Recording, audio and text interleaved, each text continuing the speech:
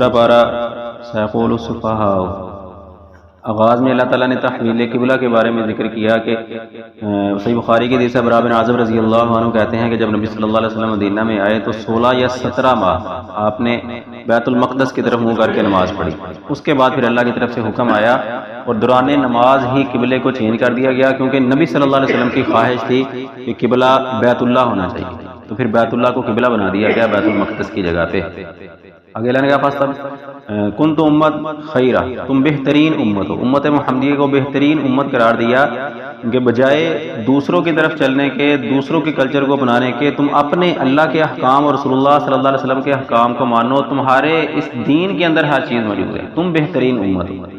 فاستبقوا الخیرات کہا نیکیوں میں سب کو لے جاؤ۔ ہم دیکھتے ہیں کہ ایک دوسرے سے مقابلہ بازی کرتے ہیں دنیا کو حاصل کرنے میں، دنیا کس نے زیادہ حاصل کی۔ قرآن میں اللہ نے کہا فاستبقوا الخیرات، نیکیوں میں زیادہ آگے بڑھو، سبقت لے جاؤ بجائے دنیا میں۔ دنیا تو اللہ نے دینی ہے، فاذکرونی اذکرکم واشکروا لی ولا تکفرون۔ اللہ کہتا ہے تم میرا ذکر کرو میں تمہارا ذکر کروں گا، اور میرا شکریہ ادا کرو میری ناشکری نہ کرو۔ میرا ذکر کرو، یہ تو سمجھ آتی ہے کہ انسان اللہ کا ذکر کرے، سبحان اللہ الحمدللہ، نماز پڑھے، روزہ حج کا سارا کچھ کرے، لیکن اللہ کہتا ہے میں تمہیں یاد رکھوں گا، تمہارا ذکر کروں گا۔ اس کا کیا مطلب؟ جو انسان متقی ہے، اللہ کو یاد کرنے والا ہے، اللہ تعالیٰ آسمانوں میں اپنے قریب فرشتوں میں ان کا ذکر کرتا ہے کہ دیکھو میرا وہ بندہ فلاں دنیا میں بیٹھا مجھے یاد کر رہا ہے، اور صرف یہ نہیں بلکہ پھر اللہ تعالیٰ کہتے ہیں کہ میں اس بندے سے محبت کرتا ہوں، تم بھی آسمان والو تم بھی اس بندے سے محبت کرو۔ یہ ہے اللہ کا یاد کرنا اس بندے کو۔ بس میرا شکریہ ادا کرو میری ناشکری نہ کرو۔ اللہ کہتا ہے وَإِنْ شَكَرْتُمْ لَأَزِيدَنَّكُمْ، اگر تم شکریہ ادا کرو گے تو میں تمہیں اور دوں گا وَإِنْ كَفَرْتُمْ فَإِنَّ عَذَابِي شَدِيدٌ، اگر اللہ کی ناشکری کرو گے اللہ کہتا ہے پھر میری پکڑ بڑی سخت ہے، میں تمہیں پکڑ لوں گا، تمہیں جو دیا ہوا ہے وہ بھی اللہ تعالیٰ واپس لے لے گا۔ کہا کہ شہید کو مردہ مت کہو، جو اللہ کے راستے میں کافروں سے لڑتا ہوا شہید ہو جائے وہ مردہ نہیں ہے۔ عام انسان فوت ہونے والا ہم کہتے ہیں یہ مردہ میت پڑی ہوئی ہے، کہا نہیں شہید کو مردہ مت کہو، وہ زندہ ہے لیکن لا تشعرون، تم شعور نہیں رکھتے کہ وہ کس طرح زندہ ہے، وہ اللہ کو پتا ہے کہ کس طرح زندہ ہے۔ برزخ کی زندگی ہے نا، دنیا کی زندگی، برزخ کی زندگی اور آخرت کی زندگی۔ برزخ کی زندگی میں اللہ نے اس کو کس طرح زندہ رکھا ہوا ہے وہ اللہ تعالیٰ جانتے ہیں، ہمیں اس کا علم نہیں ہے۔ کہا وَلَنَبْلُوَنَّكُمْ بِشَيْءٍ مِّنَ الْخَوْفِ وَالْجُوعِ وَنَقْصٍ مِّنَ الْأَمْوَالِ وَالثَّمَرَاتِ، ہم تمہیں ضرور آزمائیں گے۔ اللہ کہتا ہے ہم ضرور آزمائیں گے تمہیں، مالوں کی کمی سے، پھلوں کی کمی سے، خوراک کی کمی سے، جانوں کی کمی سے، آزمائشیں تم پر آئیں گی۔ کسی بھی چیز کو اس کے اصل معیار تک پہنچانے کے لیے اس کو تیار کیا جاتا ہے، تو اللہ تعالیٰ مومن بندے کو اپنے قریب ترین کرنے کے لیے اس پر آزمائشیں نازل کرتا ہے۔ جس طرح سونا ہے، چاندی ہے، کسی کا زیور بننے سے پہلے اس کو بھٹی سے گزرنا پڑتا ہے، آگ پہ پگھلنا پڑتا ہے، پھر اس کے اوپر سنیار کی ضربیں لگتی ہیں۔ اسی طرح اللہ تعالیٰ اپنے مومن بندے پر آزمائشیں نازل کرتے ہیں، اور آزمائشوں کے بعد پھر اس کو ایک مقام، ایک درجہ ملتا ہے۔ آخر میں کہا وبشر الصابرین، اللہ تعالیٰ آزمائشیں نازل کرے گا لیکن خوشخبری ہے صبر کرنے والوں کے لیے۔ اگر انسان صبر کرے گا تو کامیابی ضرور ملے گی، اگر صبر نہیں کرے گا تو پھر وہی بات کہ اللہ تعالیٰ جو دیا ہوا ہے وہ بھی اللہ واپس لے لیتا ہے۔ سب مشکل کے وقت دعا سکھلائی کہ اگر کسی کو مشکل پہنچے، ان لوگوں کو مشکل پہنچے تو قالوا انا للہ و انا الیہ راجعون، یہ پڑھتے ہیں۔ جو بھی مشکل پریشانی انسان کو پہنچے، حتیٰ کہ لائٹ بیٹھے لائٹ چلی گئی، ہم گرمیوں میں ہمارے ہاں کیا ہوتا ہے کہ ہم واپڈا والوں کو 2-4 گالیاں نکال دیتے ہیں، گناہ لکھوا لیا، انہوں نے جو کرنا تھا اپنے قانون کے مطابق کر دیا، اور ہم نے 2-4 گالیاں ان کو نکال کے اپنے نامہ اعمال کے اندر گناہ لکھوا لیے۔ نہیں، اللہ کہتا ہے اذا اصابتہم مصیبہ، جب کوئی بھی مصیبت تمہیں پہنچے ان کو پہنچتی ہے قالوا انا للہ و انا الیہ راجعون، وہ کہتے ہیں انا للہ و انا الیہ راجعون کہ ہم اللہ ہی کی طرف لوٹ کر جانے والے ہیں، اللہ ہی کی طرف رجوع کرنا ہے۔ اور اگر جو لوگ ایسے کرتے ہیں نا مصیبت کے وقت اللہ کی طرف رجوع کرتے ہیں، یہ دعا پڑھتے ہیں، ان پر اللہ کی رحمتیں اور برکتیں نازل ہوتی ہیں، اور یہی لوگ ہیں فلاح پانے والے۔ اس کے بعد بڑی اہم بات اللہ نے بیان کی۔ ہمارے معاشرے میں ایک جملہ چلتا ہے کہ یہ پیر ولی اللہ یہ کہتے ہیں کہ تم نے کیا کرنی نمازیں پڑھ کے، چھوڑو ہم جانے اور تم جانے، تمہارا ہاتھ پکڑ کے جنت میں لے جائیں گے۔ سورۃ البقرہ آیت نمبر 166 اور 67 ہے، اللہ نے اس کا نقشہ پورا کھینچ دیا، کہا استبرأ الذین اتبعوا من الذین اتبعوا ورأوا العذاب وتقطعت بهم الاسباب۔ یہ جو پیر ہیں یہ جب قیامت کے دن عذاب کو دیکھیں گے تو ان کے جو مرید ہیں ان کے درمیان تعلقات واسطے سب ختم ہو جائیں گے۔ وہ جو دنیا میں ان کے تعلقات تھے کہ ہم تمہیں بچا لیں گے بخشوا لیں گے، اللہ کہتا ہے سب ختم ہو جائیں گے۔ پھر اس وقت مرید کہیں گے اپنے پیروں کو کاش کے دنیا میں، یہ قرآن ہے، کاش کے دنیا میں ایک بار ہم واپس لوٹ کے جائیں تو ہم تم سے ایسے ہی لا تعلق ہو جائیں گے جس طرح اب تم ہمیں چھوڑ رہے ہو۔ دنیا میں کہا تھا ہم تمہیں لے کے جائیں گے جنت میں، تم خود جہنم میں جا رہے ہو اور ساتھ ہمیں بھی جہنم میں لے کے جا رہے ہو۔ اللہ کہتا نہیں اب دنیا میں جانے کا موقع نہیں ہے، دنیا میں اعمال تھے حساب کتاب نہیں تھا، اب یہاں صرف حساب کتاب ہوگا، اعمال کرنے کا ٹائم نہیں ہے۔ پھر اللہ تعالیٰ نے آگے ذکر کیا کہ ساس کا، کہ سانس میں زندگی ہے، بدلہ لینا. اگر کسی نے کسی کا قتل کیا ہے نا تو کہا کہ اللہ نے کہا کہ اس کا بدلہ لو، یعنی عدالت لے گی. انسان خود اٹھ کے کسی کا قتل نہیں کر سکتا، عدالت اس کو قتل کروائے گی. اللہ کہتا ہے اس میں زندگی ہے. اب انسان سوچتا ہے یار کسی نے کسی کا قتل کر دیا تو ایک جان گئی نا، تو اگر بدلے میں اس قاتل کو بھی قتل کر دیا جائے تو 2 جانیں چلی گئی. حالانکہ یوں ہونا چاہیے تھا اگر اس کو معاف کر دیا جائے تو پھر زندگی ملی اس کو. لیکن اللہ کہتا ہے نہیں، اگر تم اس قاتل کو قتل کرواؤ گے تو اس میں زندگی ہے. کیسے زندگی ہے کہ بعد میں آنے والوں کے لیے جو راستہ کھلنا تھا قتل کا کہ اس نے قتل کیا ہم بھی کر دیں گے، وہ کون سا قتل ہو گیا؟ جو بعد میں راستہ کھلنا تھا وہ راستہ بند ہو جائے گا. ایک قاتل کو قتل کرنے سے باقی قاتل متنبع ہو جاتے ہیں، وہ اس گناہ کو چھوڑ دیتے ہیں. وصیت کا تذکرہ کیا. جب تم میں سے کسی کو موت آنے لگے، آپ نے زندگی کے آخری مراحل میں ہو تو وصیت کریں. وصیت کے لیے کچھ شرائط ہیں. سب سے پہلی شرط ہے کہ وصیت ثلث مال کی جا سکتی ہے. مثال کے طور پر اگر کوئی 1 لاکھ روپیہ چھوڑ کے جا رہا ہے تو اس میں سے صرف 33% 33,000 کی وصیت کر سکتا ہے، اس سے زیادہ کی وصیت نہیں کر سکتا. دوسری شرط ہے کہ وہ وصیت جن کا حق وراثت کا مقرر کیا گیا قرآن و حدیث میں ان کے لیے وصیت نہیں کی جا سکتی. ابو داؤد کی حدیث ہے نبی صلی اللہ علیہ وسلم نے فرمایا کہ ان اللہ قد اعطى كل ذي حق حقه فلا وصیت لوارث. اللہ نے ہر حق والے کو اس کا حق دے دیا. بیٹا بیٹی، ماں باپ، بیوی خاوند، بہن بھائی، ان کے حق مقرر کر دیے. اس کو اتنا دینا ہے، اس کو اتنا دینا ہے، اس کو اتنا دینا ہے. ان کے لیے وصیت کرنا جائز نہیں ہے. جو ان کے علاوہ ہے، مسکین ہے، غریب ہے، مسجد ہے، مدرسہ ہے، ان کے لیے وصیت کی جا سکتی ہے. جن کی وراثت مقرر ہے ان کے لیے وصیت کرنا جائز نہیں ہے. تیسری شرط ہے کہ وہ وصیت اچھے کام کی ہو، نیکی کے کام کی ہو. اگر کوئی غلط وصیت کر گیا یا برے کام کی وصیت کر گیا تو اس وصیت پر عمل نہیں کیا جائے گا، بلکہ اللہ نے دوسری جگہ کہا کہ اس کو بدل دو. اس کو بدلنے کا کوئی گناہ نہیں ہے. لیکن اگر کسی نے صحیح کی ہوئی وصیت کو بدلا تو وصیت کرنے والا گناہ گار نہیں ہوگا، بدلنے والے گناہ گار ہوں گے. روزوں کا تذکرہ کیا. کتب علیکم الصیام کما کتب علی الذین من قبلکم لعلکم تتقون. اے ایمان والو تم پر روزے فرض کیے گئے جس طرح تم سے پہلے لوگوں پر فرض کیے گئے تھے تاکہ تم متقی بن جاؤ. 2 باتیں یہ کہ تم پر بھی روزے فرض ہیں، سابقہ امتوں پر بھی فرض تھے. سابقہ امتوں پر روزہ کیسے ہوتا تھا کہ رات کو سونے سے پہلے جو انہوں نے کھا لیا ان کا روزہ سٹارٹ ہو جاتا تھا. لیکن امت محمدیہ کے لیے اتنی آسانی کر دی کہ تم رات کو سو گئے ہو تو کوئی بات نہیں، صبح اٹھ جاؤ اور اذان فجر سے پہلے سحری کر سکتے ہو، دوبارہ کھا سکتے ہو. بلکہ حکم دیا، کہا سحری کے اندر برکت ہے، لازمی کھاؤ، اذان کے متصل پہلے ٹائم تک آخر پہ جا کے کھاؤ. تو یہ امت محمدیہ کے لیے ایک آسانی اللہ نے پیدا کر دی.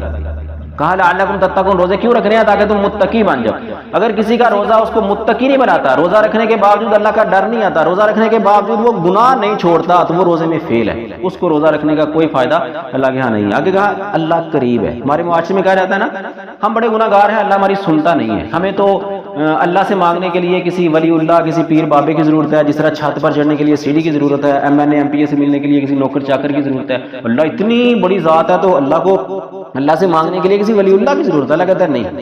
وَإِذَا سَأَلَكَ عِبَادِي عَنِّي فَإِنِّي قَرِيبٌ. میرا بندہ جب بھی مجھ سے سوال کرے گا میں اس کے سوال کا جواب دیتا ہوں، میں اس کی بات کو سنتا ہوں. اللہ نے یہ نہیں کہا کہ میں گناہ گار کی نہیں سنتا، میں فلاں کی نہیں سنتا، میں نیک کی سنتا ہوں. نہیں، اللہ کہتا ہے گناہ گار پکارے میں اس کی بھی سنتا ہوں، نیک پکارے اس کی بھی سنتا ہوں. دن کو، رات کو، رمضان کے علاوہ جب بھی مجھے پکارا جائے گا میں اس کی پکار کا جواب دیتا ہوں. رہی بات یہ کہ جو مثالیں دی جاتی ہیں اللہ نے قرآن میں اس کا بھی جواب دیا. اللہ نے کہا لیس کمثلہ شیء. اللہ کی مثل کچھ بھی نہیں ہے. ہمیں لگتا ہے کہ چھت پر چڑھنے کے لیے ہمیں سیڑھی چاہیے، کسی بڑے سے ملنے کے لیے نوکر چاکر کی. یہ دنیا کی مثالیں. اللہ کہتا ہے دنیا کی مثالیں اللہ پر فٹ نہیں ہو سکتی کسی بھی صورت. آگے عورتوں کا مسئلہ بیان کیا کہ روزے کی حالت میں عورت سے مباشرت ہم بستری جائز نہیں ہے، لیکن روزے کی رات افطاری سے لے کر سحری سے پہلے مباشرت جائز ہے. پھر کہا کہ ہن لباس لکم وانتم لباس لہن. وہ تمہارا لباس ہے، تم ان کا لباس ہو. یہ لباس کیوں قرار دیا میاں بیوی کو؟ مطلب کہ جس طرح لباس انسان کے عیب چھپاتا ہے اسی طرح بیوی کا حق ہے کہ وہ مرد کے عیب چھپائے اور مرد کا خاوند کا حق ہے کہ وہ بیوی کے عیب چھپائے. ہمارے معاشرے میں معاملہ الٹ ہوتا ہے. بیویاں جا کے میکے میں جا کے خاوند کی برائیاں بیان کرتی ہیں اور خاوند اپنے گھر میں بیوی کی برائیاں بیان کرتا ہے، تو اس سے پھر گھروں میں فساد اور فتنے پیدا ہوتے ہیں. آگے بہترین دعا بتلائی اور اس سے پہلے کہا کہ جو لوگ کہتے ہیں نا کہ صرف دنیا دنیا دنیا، ربنا آتنا فی الدنیا ما لہ فی الآخرۃ من خلاق. اللہ کہتا ہے جو کہتے ہیں نا کہ بس یا اللہ دنیا دے دے دنیا دے، اللہ کہتا ہے ان کا دنیا تو میں دوں گا، ان کو کافروں کو بھی دے رہا ہوں، لیکن آخرت میں ان کے لیے کچھ بھی نہیں ہوگا. آگے کہا کہ جو بندے یہ کہتے ہیں ربنا آتنا فی الدنیا حسنہ وفی الآخرۃ حسنہ وقنا عذاب النار، اے اللہ ہمیں دنیا بھی دے، دنیا میں اچھائی دینا، آخرت میں اچھائی دینا، اور ہمیں جہنم کے آگ کے عذاب سے بچا لے. یہ ہے بہترین دعا. ام عائشہ رضی اللہ عنہ کہتی ہیں کہ اللہ کے نبی یہ دعا کثرت سے پڑھا کرتے تھے. اگر کتب علیکم القتال، تم پر جہاد فرض کر دیا گیا اور یہ تمہیں ناپسند ہے. کتنی ایسی چیزیں ہیں جو تمہیں ناپسند ہوتی ہے لیکن تمہارے لیے بہتر ہوتی ہیں، اور کتنی ایسی چیزیں ہیں جو تمہارے لیے تم اس کو اچھا سمجھتے ہو لیکن وہ تمہارے لیے ناپسند ہوتی ہیں. بہت زیادہ فضیلت ہے اللہ کے راستے میں جہاد کرنے کی. اگر جب جہاد فرض کب ہوتا ہے؟ جب دشمن آپ کے ملک پر اٹیک کر دے یا کسی ایسے مسلمان ملک پر اٹیک کر دے جو اپنی خود مقابلہ کرنے کی طاقت نہیں رکھتے، پھر جہاد فرض ہو جاتا ہے اگر لڑنے والے اس کی استطاعت رکھتے ہوں تب۔ کہا کہ مشرکہ عورتوں سے اور مشرک مردوں سے نکاح مت کرو۔ یہ ہمارے معاشرے میں جب نکاح کیا جاتا ہے بچے اور بچیوں کا تو عقیدہ نہیں دکھا جاتا، ہم دیکھتے ہیں دولت دیکھتے ہیں، شہرت دیکھتے ہیں، حسب نسب دیکھتے ہیں، اور بالکل اس حدیث کی مخالفت ہے کہ نبی صلی اللہ علیہ وسلم نے کہا عورت سے 4 چیزوں سے نکاح کرو، 4 چیزوں کی وجہ سے، اس کے حسب نسب کی وجہ سے، حسن و جمال کی وجہ سے، اور اس کے دین کی وجہ سے، اور آخر میں کہا کہ کامیابی حاصل کرو دین کے ساتھ، یعنی اگر باقی چیزیں نہ بھی ہوں تو اگر دین والی وہ ہے تو پھر تمہارے لیے کامیابی ہے، باقی کمیاں پوری ہو جائیں گی۔ لیکن اگر اس کا عقیدہ ٹھیک نہیں ہے، عقیدہ مشرکانہ ہے، شرک والا ہے، تو پھر وہ خود بھی دنیا بھی خراب ہوگی، اور کیونکہ ماں نے بچوں کی تربیت کرنی ہے تو پھر بچوں کی تربیت بھی اپنے عقیدے کے مطابق کرے گی تو ان کی بھی تربیت خراب کرے گی۔ آگے اللہ نے کہا کہ عدت کے مسائل بیان کیے۔